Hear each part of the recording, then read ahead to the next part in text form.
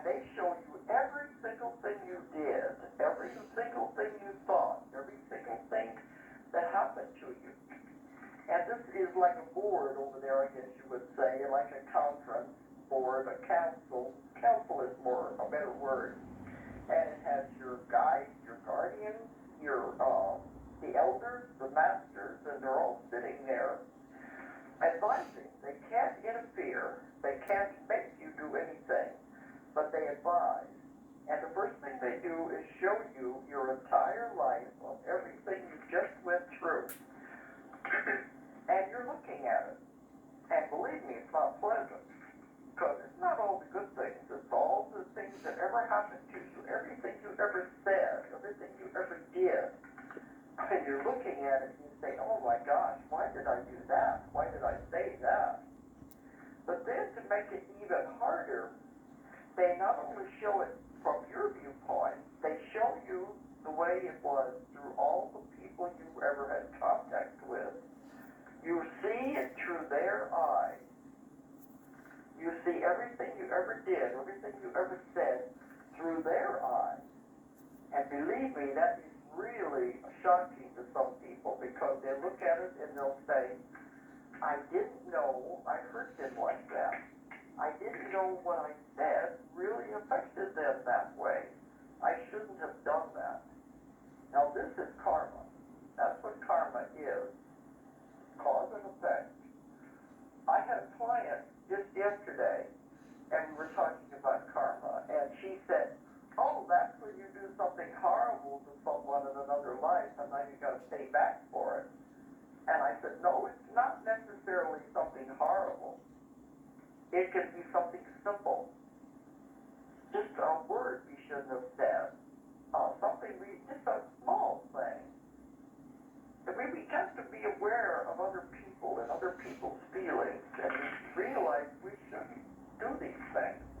But we get so caught up in ourselves and self-centered on our own lives, which is nothing wrong with that. But we also have to realize how we affect other people by our actions. So you're watching your life and you're also seeing it from all the people you ever had contact with through their eyes. And this really affects you. That's when you realize, all right, I've got to repay this because these things are not left undone. Anything you do or say to hurt a person, to affect them in any way, it must be repaid. It has to be, goes around, comes around. And so when you're looking at it, you say, okay, I've got to make this right. I have to make amends with this person. So you're over there and you speak to that soul, that other person that you have created this karma with. And you talk to him and you say, well, we didn't do such a good job, did we? Let's go back, do it again. This time, you be the husband, I'll be the wife. You be the mother, I'll be the child.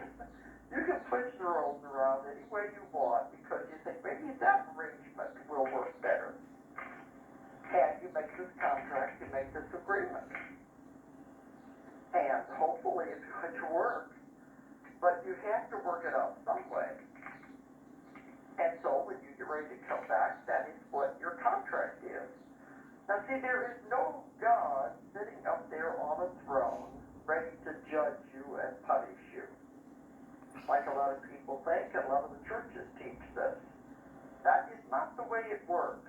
There's no one else that's going to punish you and put judgment on you.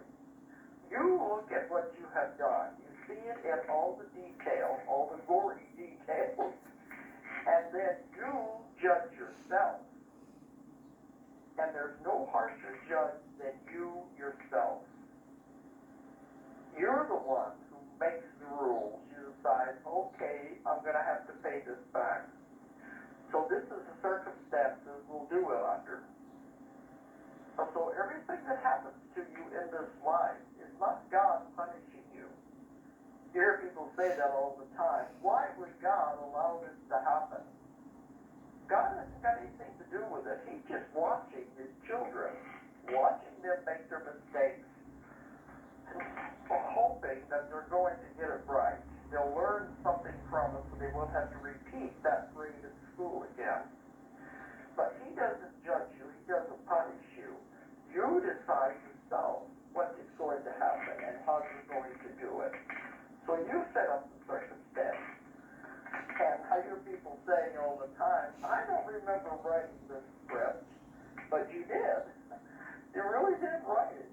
decided, okay, this is what we're going to do. Now, the guides and the elders and the masters over there, they're looking at all of this. And you're going to get ready to come back. They will show you several scenarios that you can pick from. Okay, which life do you want to try this time? They may show you as many as 3 and 4 that you could make these payments back in some way or another. They'll show you what the life basically will be like because, everything can be influenced by your thoughts, by actions of others. So nothing is ever set in stone. We have free will. But they give you basically what this life will be like. They say, okay, do you want to go over here and be an Eskimo living in Alaska? Or in this other life, you want to be a native that will be starving in the jungles in Africa? Or do you want to live in the United States in a big city? Or what is it? Which scenario do you think will be the one that will fit your requirements? That will help you to work off whatever it is you need to work out and what will provide the next lesson that you're going into. Because you're setting up the next class, the next lesson you're going to go into. And if you start using, some people will say, well, I'm going to get rid of all the karma all at once. I don't want to come back again. I want to get over with. I'm tired of this. And so they're going to try to make their life real difficult by piling all this stuff on to get rid of it. Well, the elders and the masters are looking at this and they're saying, that's not a very good idea, By doing that, you're going to make it very difficult for you. But you say, no, I want to get it over with. They say it doesn't matter if you get all of it worked out in one lifetime. That's too difficult. All they expect you to do is try.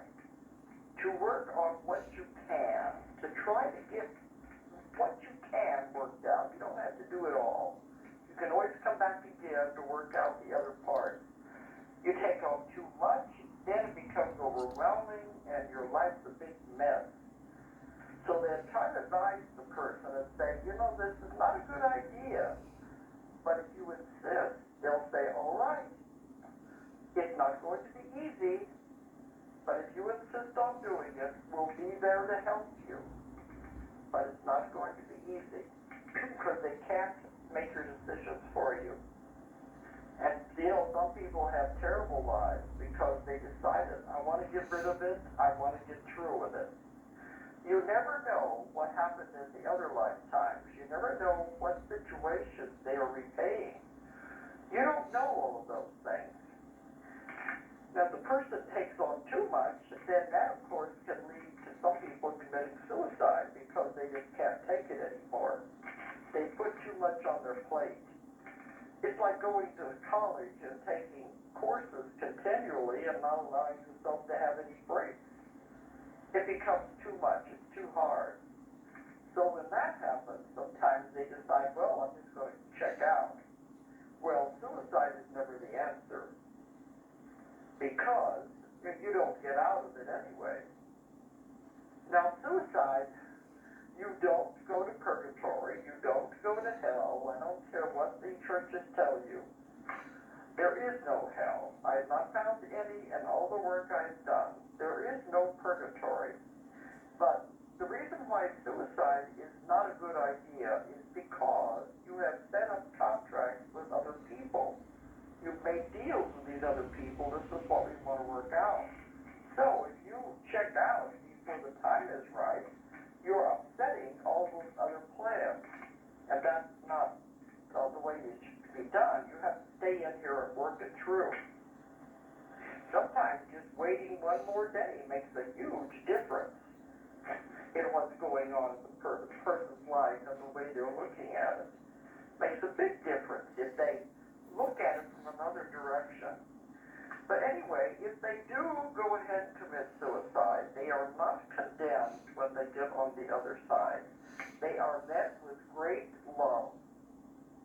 The spirits, the guides, the guardians, the elders, when they meet this soul, they are met with great love because they know you took on too much, you made a mistake, it was not a good idea, but nobody is condemning you, nobody is blaming you. And they're usually sent to what is called the spiritual hospital. In that hospital, they're cared for and worked with so they can see what they did and why they shouldn't have done it. But with the suicide, they don't get out of anything either. It goes along with karma. They must come back and do it again. The same people, same circumstances, only each time it gets a little worse. That is the hard part. They don't get out of it. They have to come back and work it out because it's a hard lesson that they have not been able to conquer. So it's just like going to school. Okay, you're going to have to go to summer school now because you didn't finish this course. You're not going to get out of it. You've got to take the course to graduate. So this is the same thing. It's better to hang in there and try to work with these things and realize you can work your way out of it. A lot of this by thinking positive. There will always be a way because they will never be backed into a corner with no way out. There will always be a way out. It may not be what you like or what you want, but there will always be a way. That's always that alternative. But remember, you put yourself into the situation. I've had clients come to me, and they'll walk in and sit down, and they'll say, well, when I leave here, I'm going to commit suicide. You're my last hope. I said, boy, talk about pressure. Yeah, putting pressure on the therapist, you know. And I was thinking, oh boy. And they tell me their problems and everything that's going on. I had one man who went back, we took him into the past life. He went through the last 3 lives before this one. For each life, he was a man in one, he was a woman in another, but each one of these 3 lives before this one, he committed suicide. He couldn't take what was going on, and he got out that way. But see, he didn't actually get out because the next life he was put back into the same circumstances, the same people, and he done it 3 times. So he was laying there in trance, and he was crying, and he said, I'm doing the same thing all over again. He realized it. That's the first step.